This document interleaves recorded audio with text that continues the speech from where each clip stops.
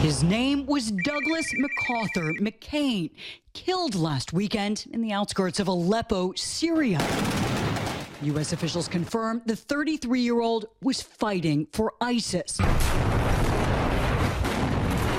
battling other groups who are all battling the Assad regime. McCain's devastated family told CNN he converted to Islam years ago and eventually traveled to what they thought was Turkey. They communicated with him over Facebook only days ago and say they had no idea the father and one-time San Diego area restaurant worker with a history of minor arrests and citations had devoted his life to violent jihad. That's not who he was. For him to be in Syria fighting for a terrorist group, that doesn't make sense. My mom and my dad and our family, we're like, we don't understand it. The U.S. believes more than 100 Americans have traveled to Syria to take up arms. Think that you won, you have never won.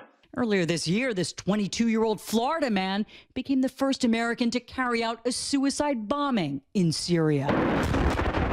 You have citizens that are getting radicalized, going over there, and then there's real concern that they could take what they've learned and come back home and conduct terror attacks. President Obama has been meeting with his national security team to determine what is next. And if airstrikes, which are sounding increasingly certain, then what role will Congress play in authorizing them? And under what legal justification? America does not forget. Our reach is long.